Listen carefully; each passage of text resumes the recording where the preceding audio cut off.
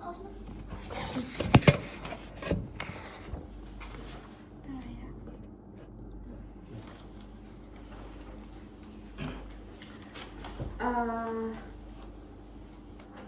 pertama-tama adalah kalau kita misalkan tetap persiapan alat, kita akan mengumpulkan secara fisik, maka yang harus disiapkan alatnya apa saja yang bisa kita sediakan. Yang pertama yang paling penting dari biosoma pemeriksaan fisik adalah pemeriksaan tanda-tanda. Berarti artinya alat untuk pemeriksaan tanda-tanda harus ada. Itu yang mulai tensi untuk tensi, termometer, sama untuk apa?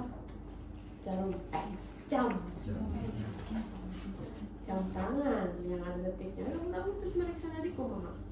Dan sama itu sama dari wang ada kayak begitu ya. Dan selanjutnya kalau sudah selain itu selanjutnya adalah ada reflektor. Terus tak banyak sih yang lain terus bengkok dan ini adalah untuk perineum untuk membersihkan perineum sebelum pemeriksaan genitalia. Nah, untuk pemeriksaan vulva vagina, nah ini namanya kapas ini untuk membersihkan vulva. Personal hygiene, pernah kan personal hygiene perineum? Apa namanya teh? Vulva hygiene ya? Udah belajar kan? Udah. 2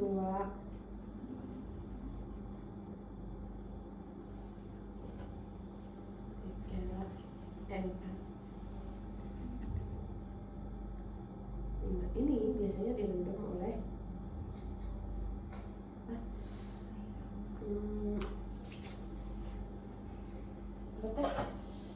itu air panas kayak mendidih masukin, tapi dipakai namanya harus dingin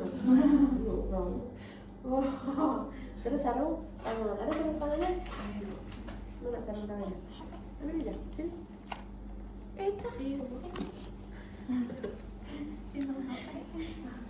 Dah, oke, sama pembalut, terus ini kasa basah dan kasa kering, harusnya ada kasa kering ya.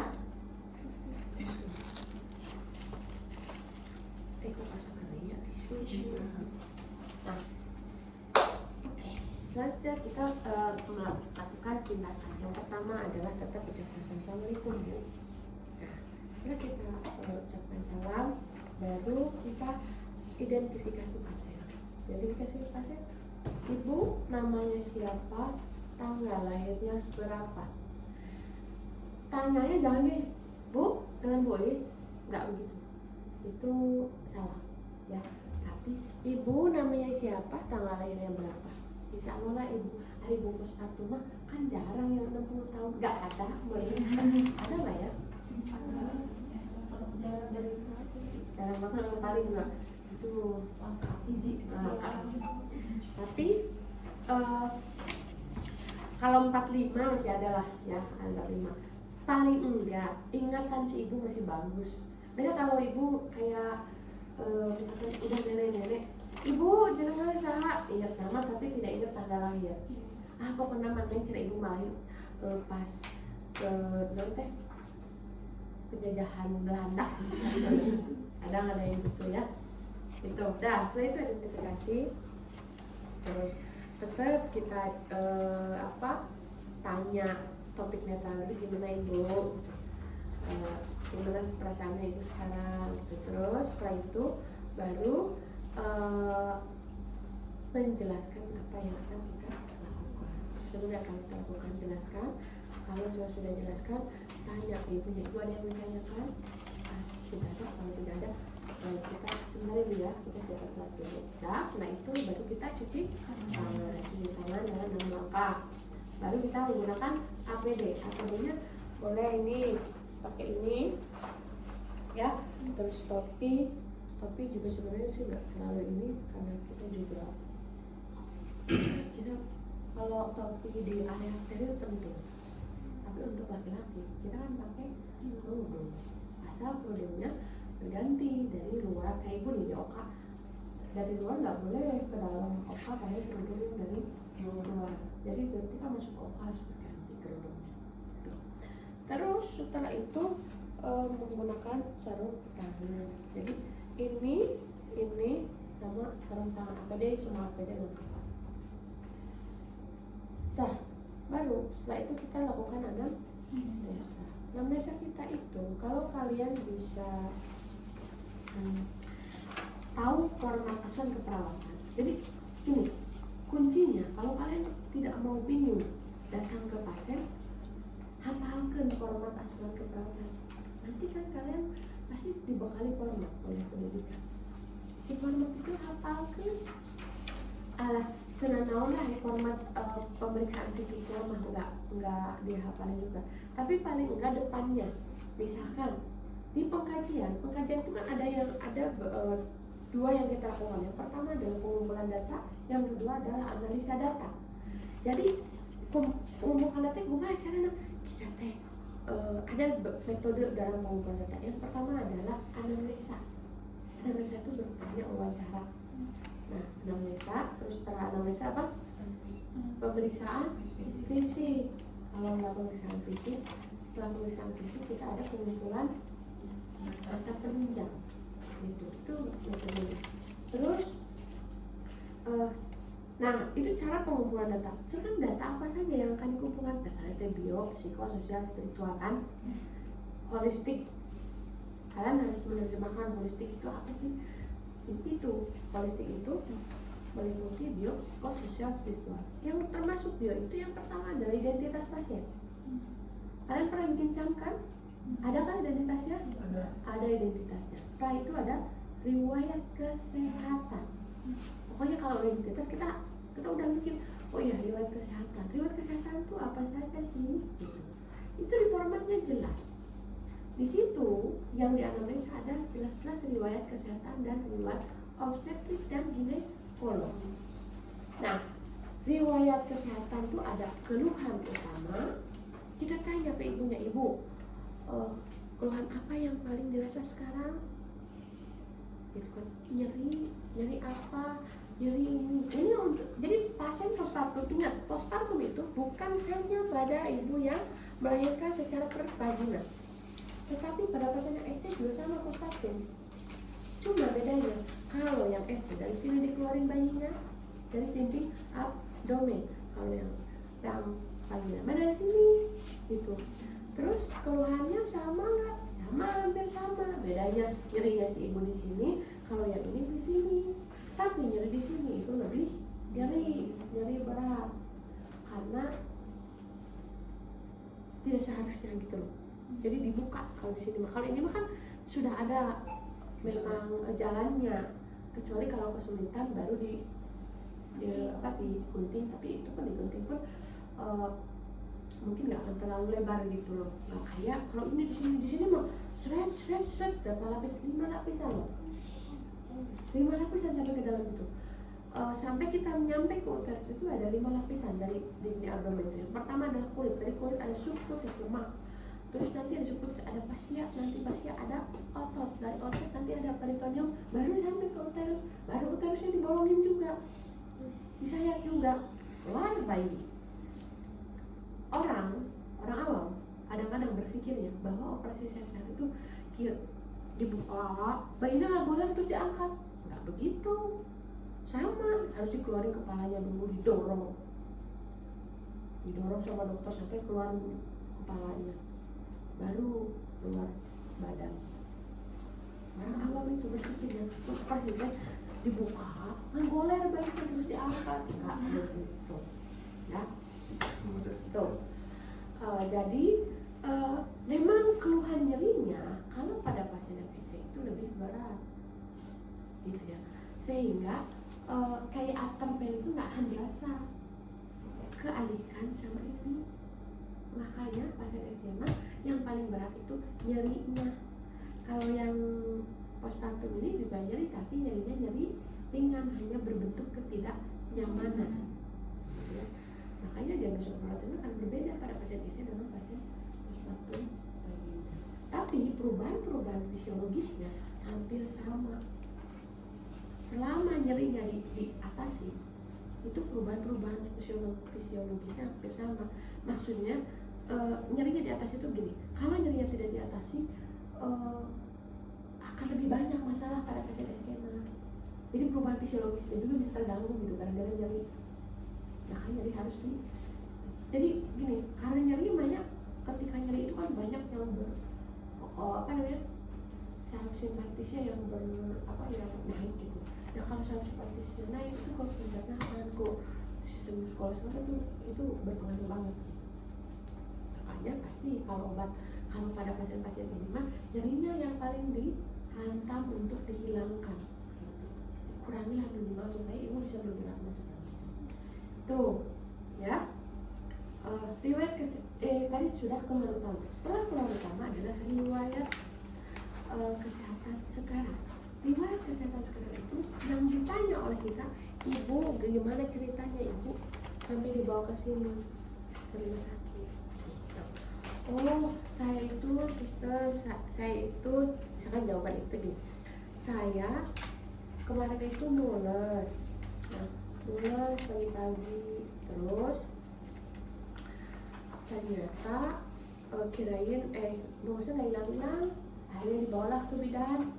Di bidan tuh diperiksa, udah diperiksa, oh ini udah mau melahirkan, bukannya 1 misalkan.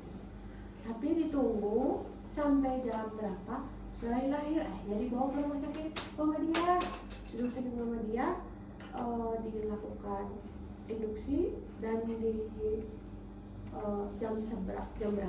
Besoknya jam 10 malam saya lahir, bisa gitu ya. Itu dituliskan oleh kita di riwayat penyakit sekarang. Itu adalah alasan masuk rumah sakit. Gitu. Di riwayat penyakit sekarang ditanya untuk keluhan utamanya. Nah, keluhan utama tadi misalkan nyeri ya, nyeri gitu. Oh nyeri ya. Maka kita tanya PQR ST-nya. Jadi pengembangan dari keluhan utama. Jadi ada 2 paragraf di riwayat sekarang, alasan dia masuk rumah sakit dan pengembangan dari keluhan utama. Terus selanjutnya adalah riwayat kesehatan dahulu. Riwayat kesehatan dahulu itu riwayat kesehatan yang mempengaruhi ibu, yang mempengaruhi akan memperberat ibu, contohnya DM, penyakit jantung, atau pasiennya memang punya itu kesehatan. Terus selanjutnya riwayat kesehatan keluarga yang diturunkan atau yang disebarkan di keluarga. Si ibu tinggalnya biasanya gini, kalau ternyata ada yang TBC, itu yang campur-campur. Terus asma itu diturunkan, hipertensi juga diturunkan, DM juga diturunkan. Maka itu yang akan kita lanjutkan ke gebel. Ya. Terus setelah itu apalagi yang kita tanya tadi sudah ya, riwayat kesehatan itu ada keluhan utama, keluhan riwayat penyakit sekarang, keluhan dahulu, dan riwayat penyakit keluhan baru. Setelah itu ada yang membedakan antara maternitas dengan stase yang lainnya, KMB. Itu yang membedakan adalah adanya riwayat obstetrik dan ginekologi. Di yang lain nggak ada. Ya, ingat. Bedanya hanya di situ. Ketika kita mengolah asal keperawatan pada pasien maternitas, mau intra, mau ante, mau pos, itu bedanya hanya di riwayat obstetrik dan ginekologi. Riwayat obstetrik itu terdiri dari 1 riwayat kehamilan, persalinan, dan nipas yang lalu. Misalkan anaknya ada 3, maka tanya, ibu lahirnya tahun berapa anak pertama? Tahun sekian. Siapa yang menolong? Lahirnya per vagina mata SC, hidup atau tidak? Berapa kilo dia lahir? Nipasnya ada masalah atau tidak? Tuh, itu ya. Kalau ternyata dia anak pertama, ya nggak akan ada, itu nggak akan terisi si kotaknya, gitu ya. Terus riwayat yang kedua, setelah riwayat kehamilan, nipas, bukan nipas, persalinan dan nipas yang lalu, baru riwayat kehamilan sekarang. Jadi kehamilan sekarang, karena kita sudah ada di postpartum, maka riwayat riwayat kehamilan mulai dari trimester 1, 2, 3. Terus riwayat persalinan, riwayat persalinan K1, K2, K3, K4. Itu yang ada di obstetrik. Ada nggak itu? Ada. Sekarang riwayat ginekolog. Kalau ginekolog itu berhubungan dengan penyakit yang terjadi pada sistem reproduksi, miom, kista dan segala macam. Maka yang ditanya adalah yang pertama adalah riwayat menstruasinya. Bagaimana menstruasinya? Siapa tahu kok ibu ada masalah nggak? Iya, saya tuh menstruasi. Jadi dalam sebulan itu bisa 2 kali, bisa 3 kali. Jadi artinya ada perdarahan di antara mens. Dan yang sekarang dengan mensnya datang. Itu berarti ada sesuatu. Makanya mensnya harus ditanya. Terus atau misalkan ada masalah, kalau mens gimana? Ada masalah, ada nyeri banget. Nah, tuh ya. Selanjutnya adalah riwayat pemakaian KB atau kontrasepsi, karena itu kan ada hormonal. Hormonal itu sangat mempengaruhi ke tubuh ibu. Terus selanjutnya adalah riwayat perkawinan. Ibu ini pernikahan keberapa? Oh, pertama, dua-duanya pertama. Atau ada yang udah ibunya udah baru kedua tapi suaminya udah ke-5. Bisa. Ya, itu. Ya, kalimat nih, nikah, meninggal. Jadi gitu, maksudnya poligami enggak, bukan isi kelima. Terus selanjutnya adalah setelah baru kita melakukan pemeriksaan fisik. Paham ya? Ada yang tanyakan ada yang bisa? Jelas 3 nama. Jadi maksud ibu tuh kenapa harus dijelaskan? Supaya kalian bisa membedakan antara asuhan keperawatan di maternitas dengan medikal bedah. Kesananya mah sama, kesananya mah tidak ada bedanya. Nanti yang akan bedanya akan di diagnosis keperawatan. Yang selanjutnya adalah yang kita periksa adalah tanda-tanda vital dulu. Tanda-tanda vital biasa, tanda vital, baru kita langsung pemeriksaan kepala. Kepala kita buka dulu ibu, buka dulu ya sayang ya. Ya. Tuh. Yang pertama, dari kepala sampai leher, ingat ya, yang namanya pemeriksaan dari kepala sampai leher itu hanya inseksi dan pasi. Sekarang ini di rambut lihat rambutnya warnanya bagaimana, distribusinya bagaimana, gitu ya, ada kerontokan atau tidak, terus kita palpasi, ada nyeri atau tidak, ada lesi atau tidak, ketombe dan segala macam, ya. Udah, setelah itu baru kita ke muka lihat adakah udim periorbital. Ini adalah tulang orbital. Yang bulat ini adalah tulang orbital. Ini untuk melindungi mata supaya begitu. Terus kita kena ada bempernya. Sebelum kena ke mata, itu Allah menciptakan yang sempurnanya. Kecuali ditonjoknya juga. Nah, selanjutnya adalah lihat adanya udim periorbital. Jadi udim periorbital itu udim yang terjadi di sekitar mata. Biasanya pada pasien-pasien dengan hipertensi kehamilan atau PEB gitu. Terus setelah itu lihat adanya plasma gravidarum. Ya, sini plasma gravidarum. Setelah itu baru kita ke mulut ya. Mulut lihat ada sariawan atau tidak. Kita menggunakan ini, lihat di sininya. Terus apa namanya teh? Kering. Terus dilihat ada karies atau tidak di giginya, terus ada sariawan atau tidak. Nah, terus selanjutnya adalah ke leher lihat ada pembengkakan atau tidak, hiperpigmentasi. Terus lihat CPP-nya, tinggal gini aja, miring ke ibu, ngeliatnya coba ke kanan atau ke kiri untuk lihat CPP-nya dan pembesaran atau tidak. Terus lihat ada pembesaran kabeling atau tidak. Baru kita palpasi mulai dari sini, di sini preauricle. Ini adalah yang ibu sebutkan itu adalah tempat-tempat di mana adanya KGB, dan itu bisa membesar kapan saja. Ketika biasanya tergantung, kalau ternyata ada, bisa infeksinya di KGB-nya atau bisa di daerah sini ada infeksi, maka KGB yang terdekatnya akan membesar, gitu ya. Atau anak kecil sering gini, dia ada nyeri di dalam telinga ini, maka di sini ada kadang-kadang membesar, atau karena TBC bisa juga membesar. Sini laba ada preauricle. Di sini ada juga palpebral preauricle. Auricle itu ini telinga, daun telinga. Sehingga preauricle, post-auricle, terus post-occipital, terus ke sini ada submandibula dan ada mandibula. Di sini sering membesar loh. Pernah nggak? Jadi tenggorokan terus ngegedean dia kacangan kan? Nah, itu teh pembesaran kelenjar getah benih. Terus setelah itu kita turun lagi ke sini. Ini di sini ada kelenjar yang ada di sternocleidomastoides. Otot sternocleidomastoides ini yang berjalan di sini. Kita begini ini ada otot sternocleidomastoides. Nah di sini tuh banyak sekali kelenjar getah bening. Terus selain di sini juga ada subclavicular. Di sini sebelum clavicula. Nah terus ke sini di dasi kupu-kupu kita pegang ini di sini, suruh ibu untuk menelan. Ibu coba menelan. Kalau bisa menelan dan kita tidak merasakan di tangan ini ada suatu benjolan atau ada yang ketahan, berarti kelenjar tiroidnya tidak membesar. Tetapi kalau ternyata pas ibu menelan seperti ada yang benjolan, maka kemungkinan itu tiroidnya membesar. Biasanya ada pemeriksaan lanjutan. Itu apakah periksa T3 dan T4 untuk menentukan apakah dia toksik atau bukan. Gitu ya. Sudah untuk leher. Ya. Nanti pegangnya ini berguna buat nanti di KMB pengolahannya di sini. Oke. Selanjutnya kita ke dada. Apa yang dilihat di dada? Pertama, ada payudara ini mah. Biasanya si teteh kerudungan dia ya payudara nak.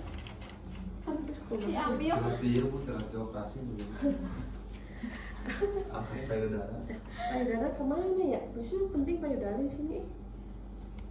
Cariin pentannya.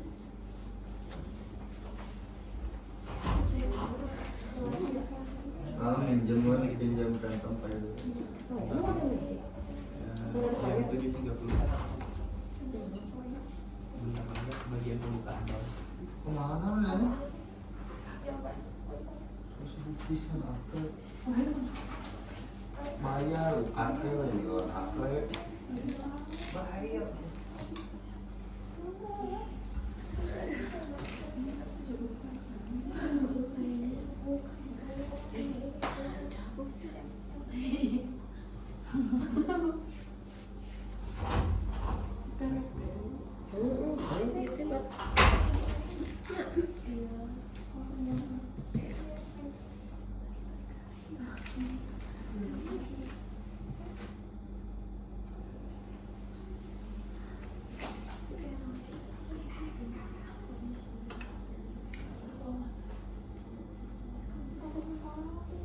Perasaan si teteh ini tuh ada ininya, ada payudaranya. Bukan yang ini berarti. Kayaknya bukan yang ini.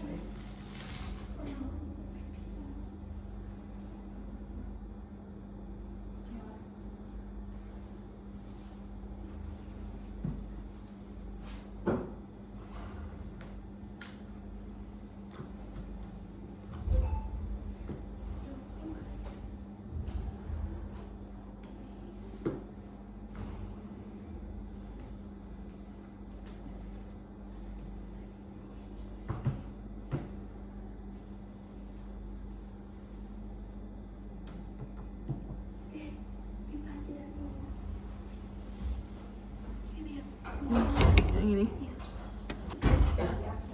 Selanjutnya di dada, yang pertama kita lihat di dada ini apa yang dilihat ya payudaranya.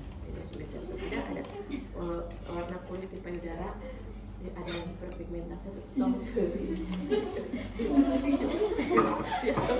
tidak ya, ada hiperpigmentasi di kulitnya atau tidak. Terus tadi teh lihat bentuk putingnya ya, bentuk putingnya ini menonjol kalau mendalam ya, ini menonjol bagus ya. Terus udah terus lihat pengembangan dadanya maksimal atau tidak kan kelihatan ya.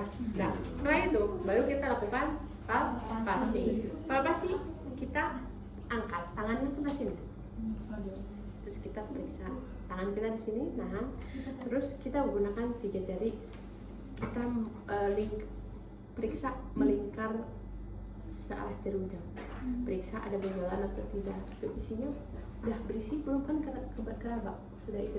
Baru setelah itu kita lihat areola juga akan berwarna coklat ke hitam.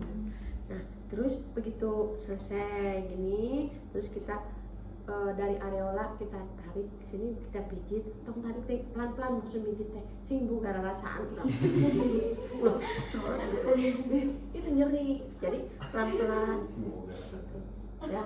Jadi kalau punya mahasiswa sok taruh boga rasa asli ibu kadang-kadang kalau lagi pemeriksaan fisik ya mahasiswa, ibu mah taruh di biar kapalik kalau yang SC mending, kalau yang normal nggak masalah ya, itu yang SC. Yang normal juga kadang-kadang nyeri karena bekas dorong atau apa gitu. Nah kalau yang SC mereka kadang-kadang seret gitu, aduh, karena kalian belum merasakan nyerinya, jadi ya kayak gak dicontohkan. Itu juga sama.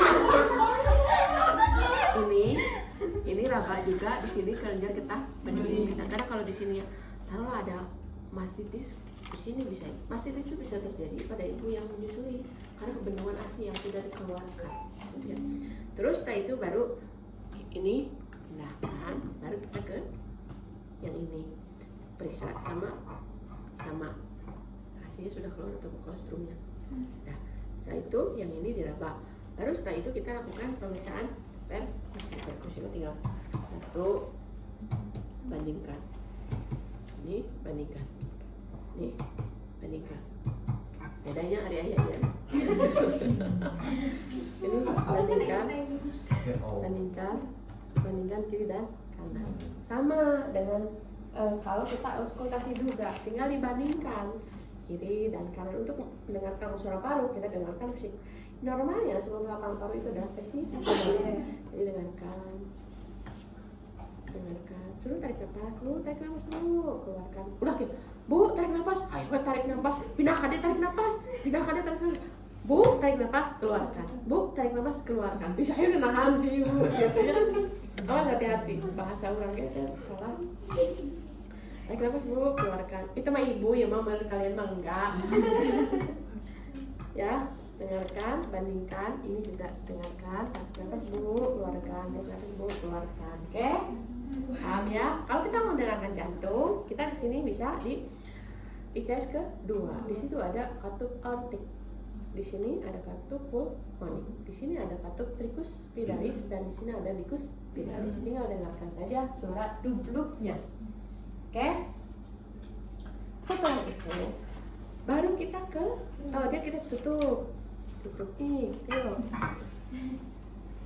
tutup dadanya. Selanjutnya kita akan ke abdomen. Dirapikan lah gitu, minimal yang atasnya. Nanti yang ini baru kita buka. Abdomen yang pertama kita lihat bentuknya. Kalau ibu hamil itu ya cembung misalnya. Kalau ibu postpartum, maksudnya bukan ibu hamil, ibu postpartum itu cembung karena biasanya kan uterusnya masih di atas. Tuh. Nah, abdomen kita pusatnya adalah di ini umbilical atau di pusat, gitu ya, pusatnya ada di situ. Kita bisa mengukur ini menjadi 4 kuadran kan. Gitu. Pertama kita lihat dulu bentuknya, terus setelah bentuknya baru kita lihat apakah ada luka operasi, terus adanya linea nigra, linea alba, gitu ya.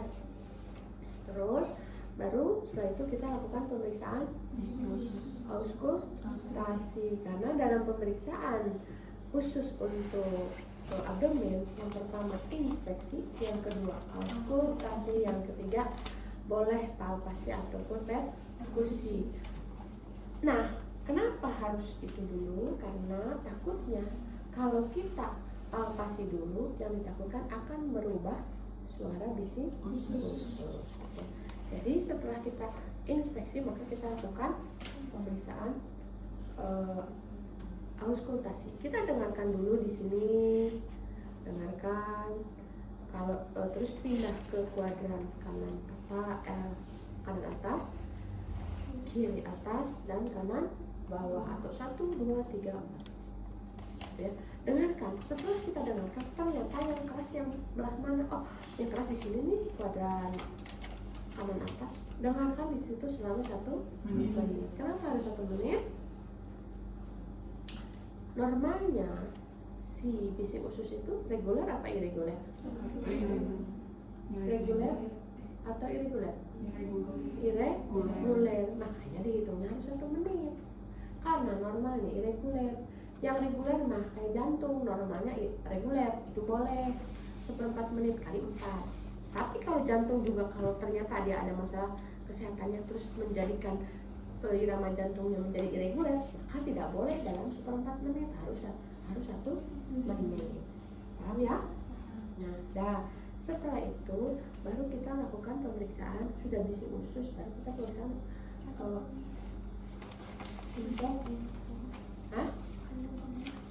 kandung kemih boleh, kandung kemih dulu boleh, kandung kemih. Setelah itu baru involusia utere. Involusia, kenapa kandung kemih dulu? Karena kita akan tanya, ibu udah pipis belum? Ternyata sih udah, kapan ibu terakhir? Tadi pagi jam 8 misalkan, kita periksa jam 2, berarti kemungkinan kemih. Ini takutnya berubah dari involusia uterenya. Gitu ya. Sebenarnya idealnya mah sebelumnya kita periksa. Jadi ibu udah pipis belum? Supaya kita nggak perlu, kalau belum pipis suruh ke kamar mandi dulu biar pipis. Karena kalau yang postpartum normal harus bisa jalan, kecuali ada keadaan tertentu. Nah, setelah itu balik involusia. Involusia itu targetnya adalah ini, pusat. Ini apa namanya ya? Bukan target apa ya?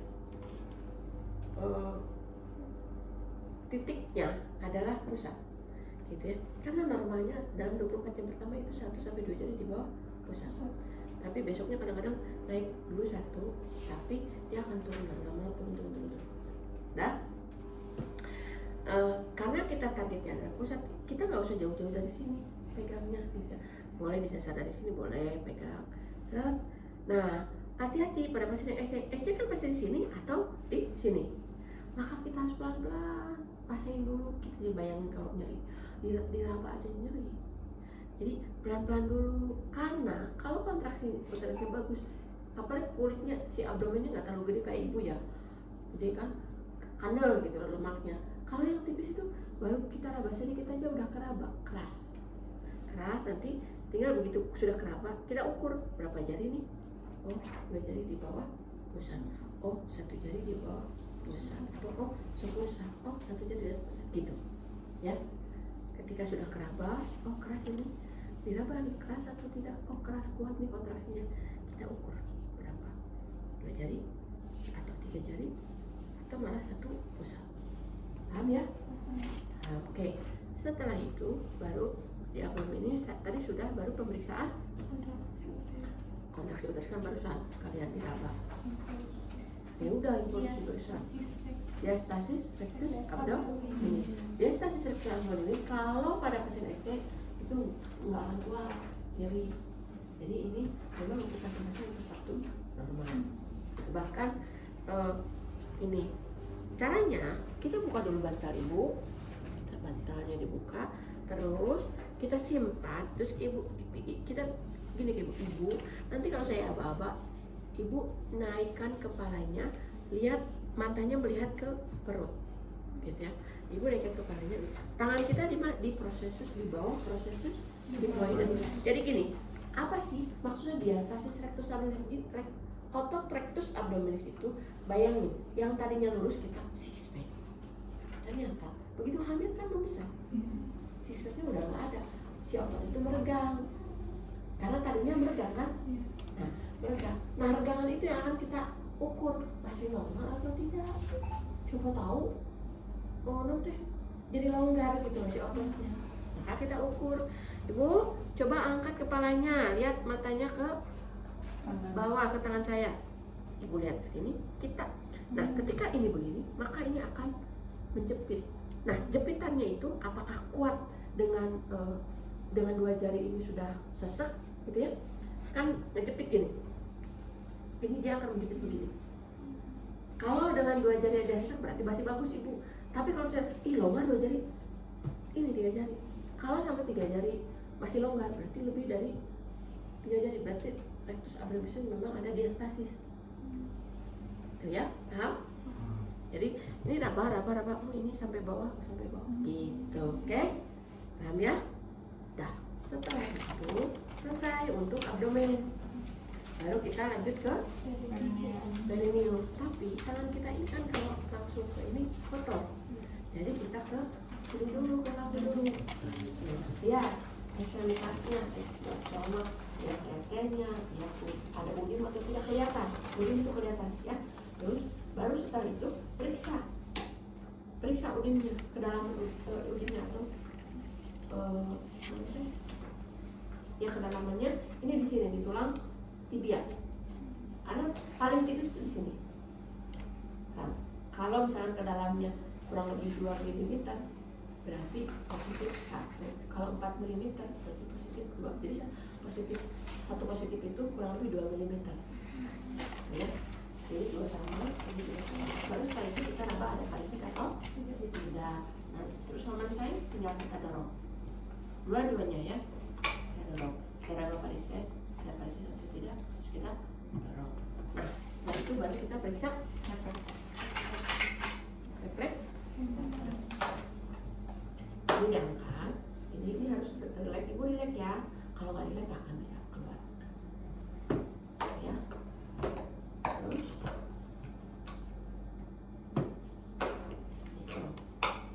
ya sudah. Setelah itu baru kita ke perineum. Oh ya, ini harus dulu biar ini nyaman. Ya, ini turunkan. Ya, ini buka dulu. Terus ini dilihat. Yang pertama kita lihat adalah ini berapa loyaknya, warnanya bagaimana, berapa. Tanya ke ibu udah berapa kali ganti pembalut. Misalkan kita meriksa itu jam 10, ibu dari pagi udah berapa kali? Saya udah 10 kali, berarti pendarahan. Kalau ibu mengatakan iya ini tiap 1/4 jam sekali saya ganti, sistem penuh, berarti ibu ada masalah, itu hati-hati gitu ya. Tapi kalau ibu terakhir ganti jam berapa? Tadi subuh jam 5 ya, sampai tadi.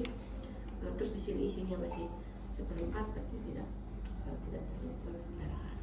Nah, terus ini mau ke, nah itu pasang ini, posisikan ibu dalam dorsal abdomen. Ini apa ya? Bahaya. Politik. Ini dibuka ya, tapi bukanya dorsal abdomen. Terus ini kita pasang. Ini berbadan tinggi atau yang kecil yang kemah. Ini. Terus kita lakukan kurva hygiene. Kita ambil ini 5. Terus cekak. Jangan cekak di sini, pegang di sini. Ya. Pegang di sini. Terus ini kan ada 5 itu kita bersihkan. Yang pertama adalah labia mayora terjauh dari kita. Terus labia mayora yang terdekat dari kita. Terus labia minora buka, labia minora. Terus dari orificium vagina sampai ke perineum. Baru kita lihat dari episiotominya. Episiotominya bagaimana? Reda ini tadi. Redness, ada pembengkakan kah? Ada edema, ada ecchymosis atau tidak? Terus secara bagaimana, aproksimasinya bagaimana? Setelah itu baru kita berikan pasien. Ibu miring dulu ya, miring ini pasien. Terus ini kaki ini posisi sink.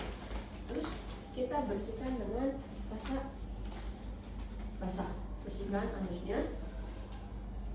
Terus kita lihat ada hemoroid atau tidak. Biasanya nonjol keluar, gitu ya. Jadi si ininya tuh si gerata-gerata ada yang menonjol. Itu namanya hemoroid. Jadi hemoroid itu adalah pelebaran pada yang ada di situ di anus. Jadi dia akan keluar biasanya karena tekanan juga sama atau pada saat melahirkan. Kadang-kadang suka keluar. Kayak ibu juga gitu. Begitu orang melahirkan ada hemoroidnya. Gitu. Itu nyeri dan kasihan ibunya nanti nggak mau BAB. Nah udah gitu baru kita bersihkan dengan basah kering. Sudah bersihkan dengan basah kering. Lalu kita bersihkan memakai lagi pembalut. Ibunya pakai celana dalam lagi. Ini mah karena ini ya. Nah, dalam lagi.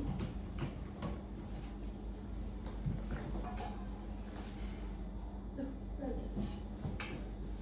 Nah, setelah itu baru kita pasang ventilasi. Semua tenaga selesai ibu. Alhamdulillah. Kita tahu. Nanti ibu. Sekarang masalahnya hanya nyeri aja ya bu. Yang sisa nyeri iya. Karena ada mulus dikit. Itu dari data buat kita. Data-data yang data dari office, dari ini adalah data kita dalam membuat diagnosa ke perawatan. Sudah selesai. Sebentar. Wah, lu lama sama ibu ya lu ngomong. Ya. Waktu ujian ini juga ngedokumentasiin hasilnya kayak ngelaporin. Ya. Itu bakal dikasih ya.